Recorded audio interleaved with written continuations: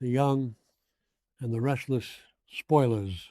Welcome back to our channel, besties. Today is a beautiful Wednesday, a perfect day to grab your iced coffees and settle in because the drama we have on the docket today is going to absolutely ruin your life in the best way possible. Let's dive right into the madness. You guys, I am deceased. Stop what you are doing right now. I am literally shaking. No, genuinely, I am physically vibrating from the sheer audacity of what just went down on our screens. I am filming this while running errands, literally sitting in my car in a Target parking lot because I could not hold this in for another second. I was mid skincare this morning watching the episode, and when this scene happened, I shrieked so loud I smeared my charcoal mask all over my pristine cream-colored rug. I literally had to yeet my phone across the room because my brain could not compute the absolute cinematic mayhem I was witnessing. We need to talk about this now because my soul has actually left my body and I am not okay. Wait, backtrack for a second. I missed a step. Let's rewind to set the stage for this absolute dumpster fire. We all know Nick Newman has been going through it. He checked himself back into rehab, trying to put the pieces of his shattered life back together after that whole unhinged fentanyl nightmare at the Park Motel. And who has been right by his side? Marrie Kirkland, sweet, understanding fellow addict Marrie. Just yesterday, we saw them sitting together in the rehab rec room working on a jigsaw puzzle. She literally placed a missing piece for him and smiled, acting like she was his guardian angel of sobriety. It was giving major trauma bonding, but make it wholesome energy. And I was genuinely rooting for them to just heal. But bestie, be for real right now. This is Genoa City. We don't do wholesome.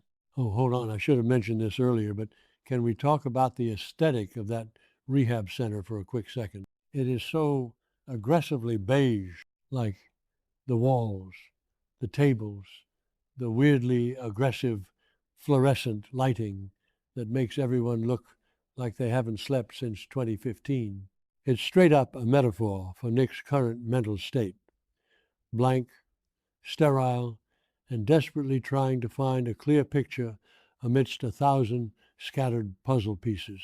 And there he is, our tragic golden boy, just trying to match a piece of sky to a piece of cloud, thinking he's finally found a safe space away from Matt Clark and the toxic Newman family drama. He is so fragile right now, genuinely hanging on by a thread, trying to rebuild his shattered psyche.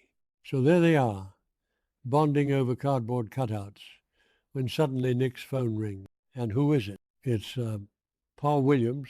Yes, the Paul Williams, calling in with the kind of urgency that immediately makes your stomach drop. Now, I love Paul, but whenever he calls, you know someone's life is about to be categorically ruined. Nick answers the phone, probably expecting some update on the Matt Clark situation, or maybe just a wellness check, but the vibe shifts instantly. The way Nick's posture goes from relaxed to completely rigid, it was a high-octane psychological masterpiece. You could see the exact moment the blood drained from his face, and I was screaming at my screen, "What is it, Paul? Spill the tea." And then Paul drops the absolute mother of all bombs. He tells Nick that the woman sitting across from him, the woman handing him puzzle pieces and whispering sweet affirmations about recovery, is not just some random addict who stumbled into his life at a dingy motel. Oh no, Marrie Kirkland is a highly dangerous interstate fraudster who is currently at the very top of the FBI's most wanted list. And what is her specialty, you ask? Extorting billionaires. I am literally hyperventilating right now. Extorting billionaires. Do you know who is a billionaire? Victor freaking Newman. Nick is a Newman. He is the heir to a billion-dollar empire. This wasn't a coincidence. Send help. My soul has actually left my body. Are you comprehending the gravity of this? The entire motel meetup, the accidental drug binge, her playing the tragic victim who needed Nick to do CPR on her. It was all a setup. She targeted him. She preyed on his addiction, manipulated his lowest, most vulnerable moment, and orchestrated this entire friendship just to get her claws into the Newman fortune. I am personally offended. Like, I am totally living for the sheer evil genius of it, but also, how dare she? She is officially on my do not perceive list. I am so done with her.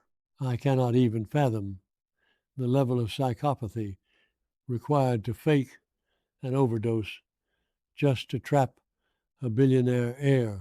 Let your brain buffer for a second before snapping back. Wait, I'm glitching.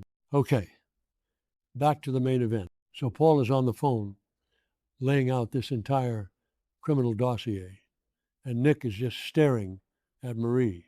The camera work here was phenomenal. We get this extreme close-up of Nick's face, and you can see his entire reality fracturing in real time. His eyes are wide with this extreme visceral suspicion and absolute horror.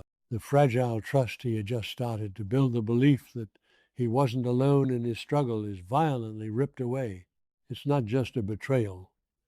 It's a psychological violation. He realizes he has been played like a grand piano by a woman who is currently smiling at him across a table of puzzle pieces. And don't even get me started on the vibes Marrie was giving off in that moment. She's sitting there, probably wearing some cozy, innocent little pastel cardigan, which is honestly so unhinged, given that she's a federal criminal, and she notices the shift in Nick. She's a professional scammer, right? So she reads people for a living. She sees his eyes darken.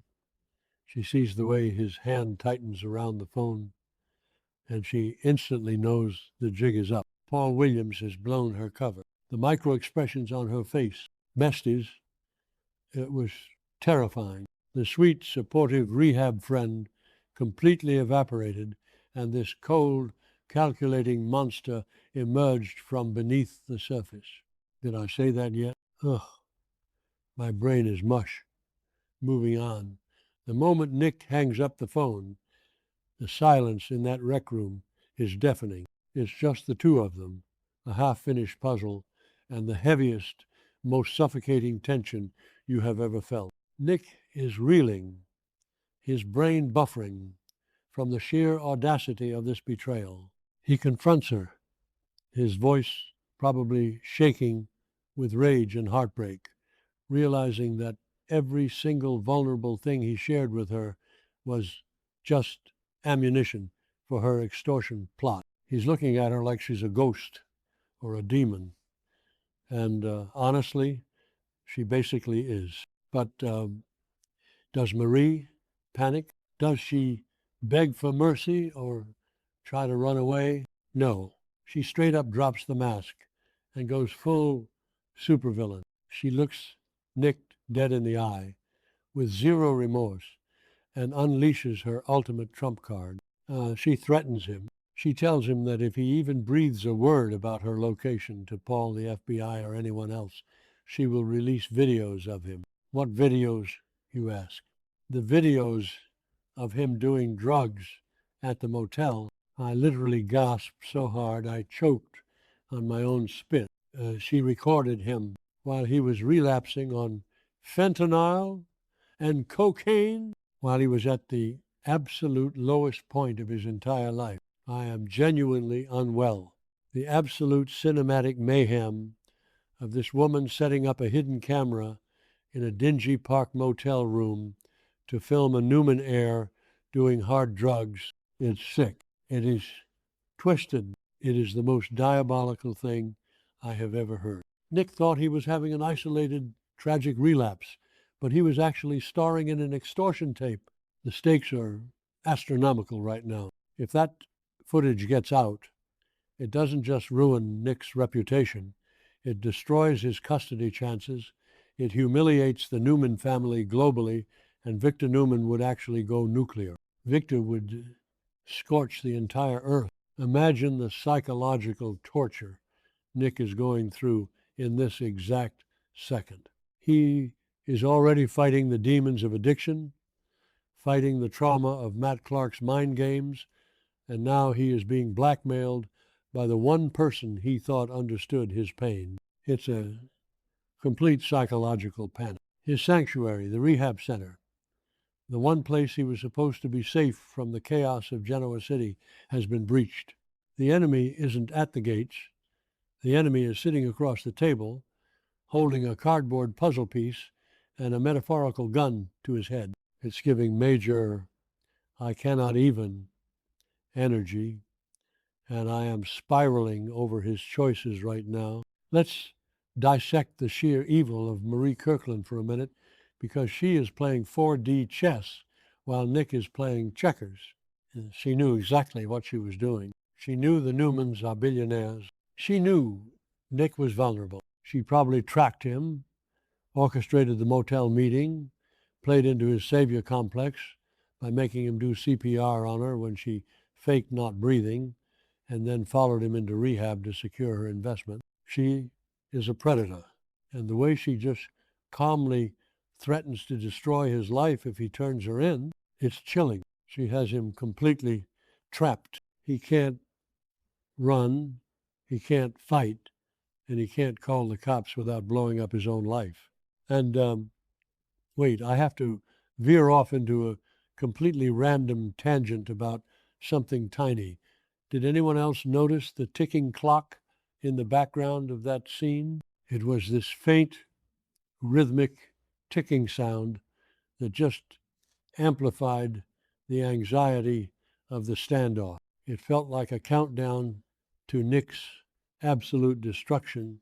The sound design team deserves an Emmy for that alone, because it made me feel like I was having a panic attack right along with Nick. The ticking, the beige walls, the pastel cardigan, the picture-perfect jigsaw puzzle. It was a sensory overload of pure, unadulterated stress. Okay, snapping back to the tea.